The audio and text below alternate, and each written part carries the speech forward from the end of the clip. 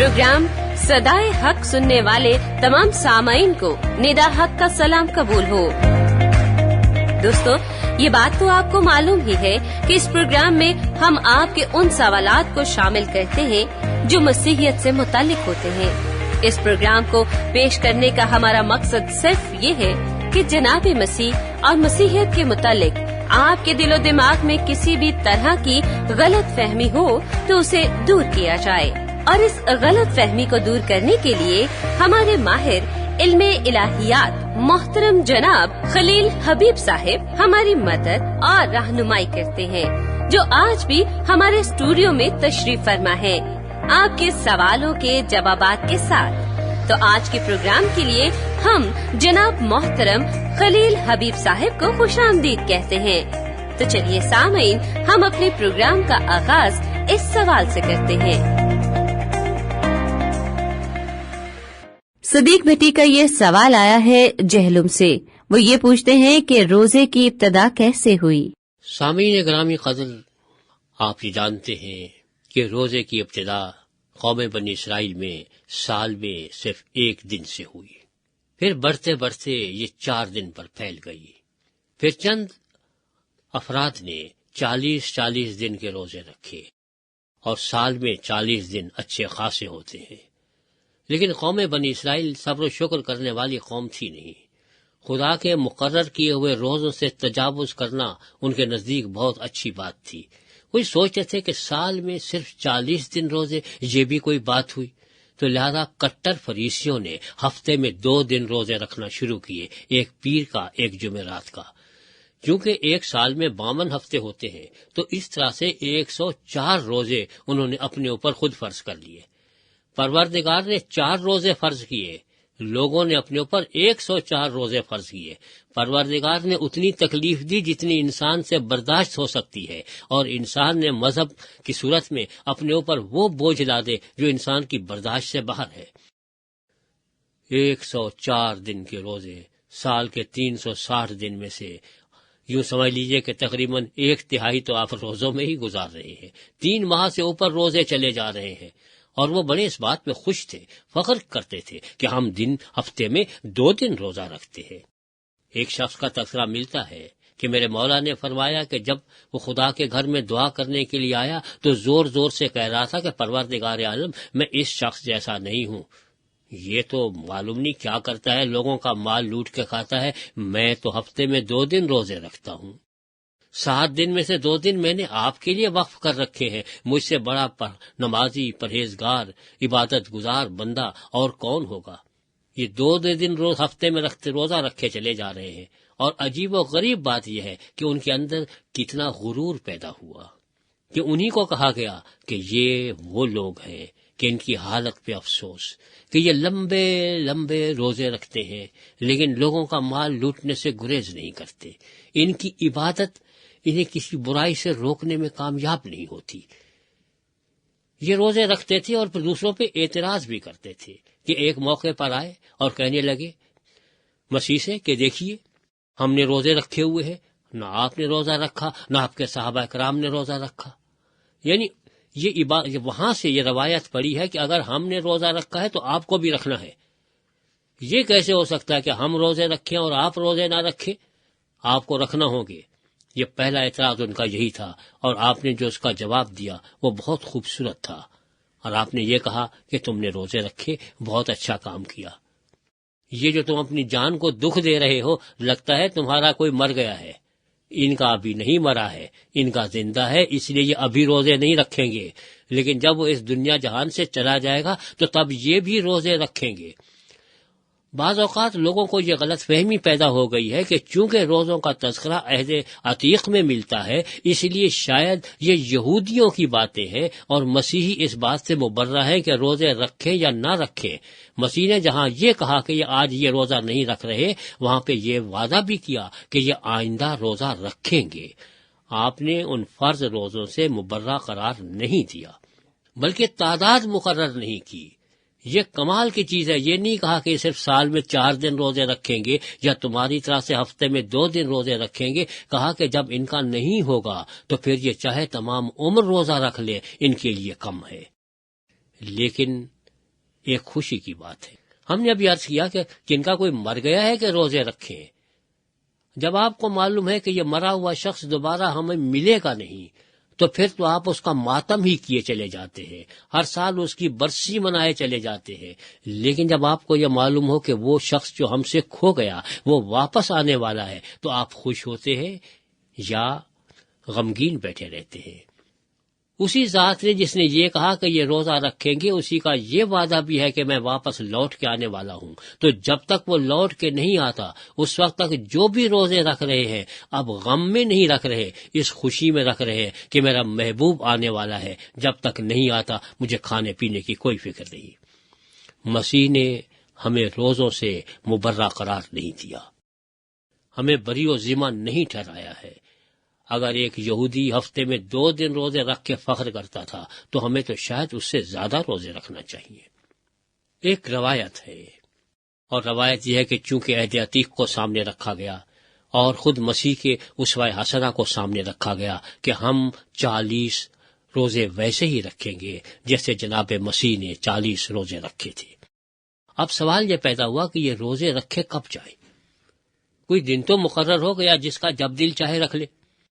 تو طے یہ ہوا کہ دیکھیں، چونکہ بات یہ ہے کہ مسیح نے جس سیاق و سباق میں بات کی تھی اس میں یہ کہا تھا کہ کسی کے مرنے کے غم میں آپ کھانا نہیں کھاتے، تو لہذا اگر اس سے پہلے یہ روزے رکھ لیے جائے تو یہ تیاری ہے اپنے محبوب کے لیے۔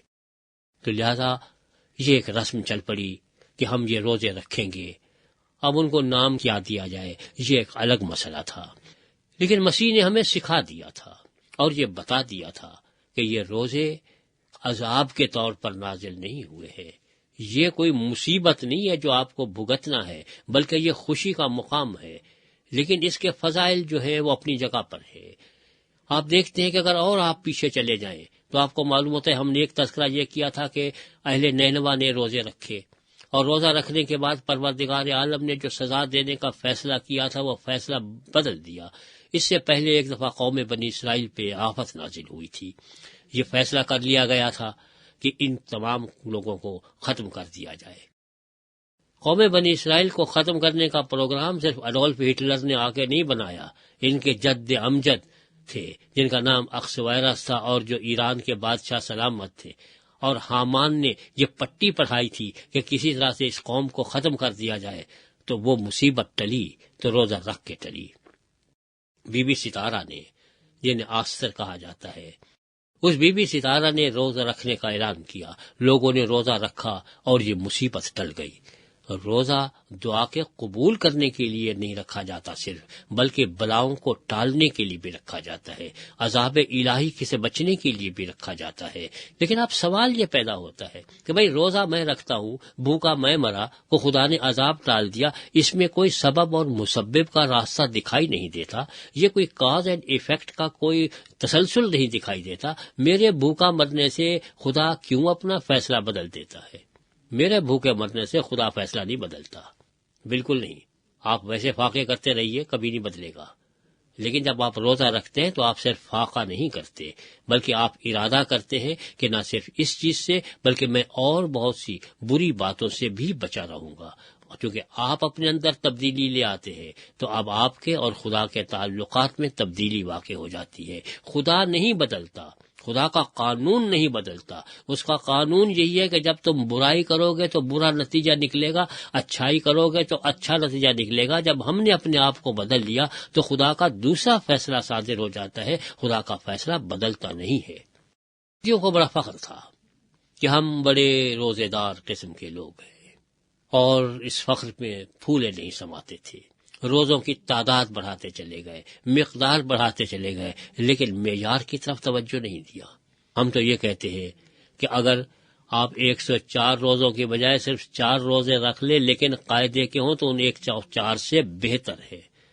آپ جتنے بھی رکھیں یہ آپ کی اپنی مرضی پر موقوف ہے، لیکن ہم معاشرے سے کٹ کے نہیں رہ سکتے۔ یہ ذہن میں رہیے کہ جس معاشرے سے آپ کا تعلق ہے، اس کی جو روایات ہوتی ہیں، ان سے کٹ جانا کوئی مناسب نہیں ہوا کرتا۔ تو لہذا اگر آپ کے ہاں یہ روایت ہے کہ روزے رکھنا ہے تو ظاہر ہے کہ پھر آپ اس میں ساتھ دیتے ہیں۔ آپ کے سامنے عہد عتیق میں شہادتیں موجود ہیں، عہد جدید میں موجود ہے، بلکہ اس کے بعد بھی روزوں کا تذکرہ ملتا ہے کہ صحابہ کرام کی جو سیرت کی کتاب ہے جسے اعمال الرسل کہا جاتا ہے، اس میں بھی صحابہ کرام کے روزے رکھنے کا ذکر ملتا ہے، لیکن روزے کے ساتھ عام طور پر دعا کا ذکر آتا ہے۔ یہ وہ تصور ہے جو ہمارے یہاں عام طور پر پایا نہیں جاتا۔ ہم روزے رکھ کے بد دعائیں دیتے ہیں، روزے رکھ کے دعا نہیں دیتے، کیونکہ بات یہ ہے کہ آدمی کو جب بھوکے مرنے کا احساس ہو تو پھر وہ بد دعائیں ہی دے گا، لیکن اگر اس کو قرب خداوندی کا یقین ہو تو پھر وہ دعائیں دے گا۔ اسے معلوم ہے کہ جس کے حضور میں بیٹھا ہوا ہوں وہاں دعائیں کی جاتی ہیں، وہاں بد دعائیں نہیں کی جاتی، تو اس لیے روزے اور دعا کا ذکر خیر آتا ہے۔ بلکہ ایک موقع پر تو جب صحابہ کرام نے اپنی اس ناکامی کا اعتراف کیا کہ قبلہ عالم ہم سے تو یہ جن نکلا نہیں، آخر ہم سے قصور کیا ہوا، تو آپ نے فرمایا کہ اس قسم کا جن روزے اور دعا کے بغیر نہیں نکلا کرتا۔ اس کے لیے روزے کی بھی ضرورت ہے اور اس کے ساتھ دعا کی بھی ضرورت ہے، تو صرف روزے کی بات نہیں ہے، اس کے ساتھ دعا بھی چاہیے۔ اب سوال یہ ہے کہ دعا ہے کیا چیز؟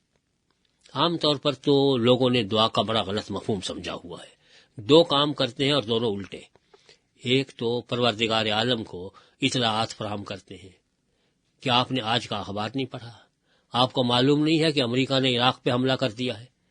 پھر اس کے بعد خدا کو ڈکٹیشن دیتے ہیں، سمجھاتے ہیں کہ تجھے معلوم نہیں ہے کہ ایسی صورت میں کرنا کیا چاہیے، ہم بتاتے ہیں امریکہ کا بیڑا غرق کر، تجھے تو معلوم نہیں دنیا کیسے چلائی جاتی، ہم بتائی دیتے ہیں۔ تو یہ دونوں دعائیں نہیں ہیں۔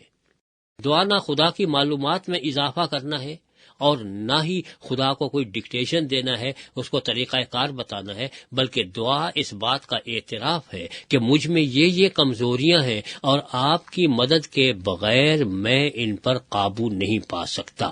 اس لیے جب روزہ اور دعا ساتھ ساتھ چلتے ہیں تو آپ اس بات کا اعتراف کرتے ہیں کہ پروردگار عالم یہ بھوکے رہنا بھی میرے بس میں نہیں تھا، یہ آپ کی طرف سے عطا کیا ہوا ہے، یہ آپ کی قدرت، آپ کی عنایت ہے کہ مجھے یہ توفیق نصیب ہوئی۔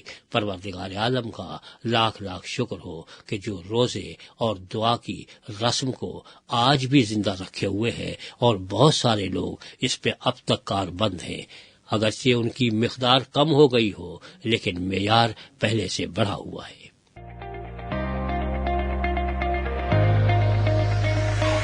سامعین، ہمیں آپ کی رائے کا انتظار رہے گا۔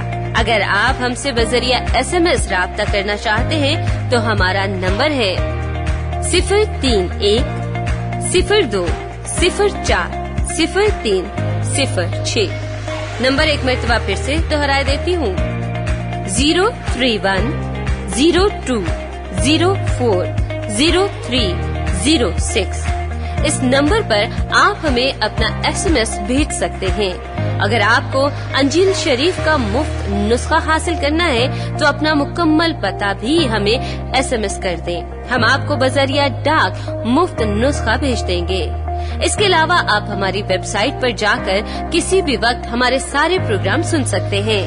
ہماری ویب سائٹ کا پتہ ہے www.sadaiehaq.com۔ ایک مرتبہ پھر سے بتا دیتی ہوں، ہماری ویب سائٹ کا پتہ ہے www.sadaiehaq.com۔ اب اپنی میزبان ندا حق کو اجازت دیجیے۔ انشاءاللہ اگلی دفعہ ایک نئے سوال اور اس کے جواب کے ساتھ آپ کی خدمت میں حاضر ہوں گے۔ خدا حافظ۔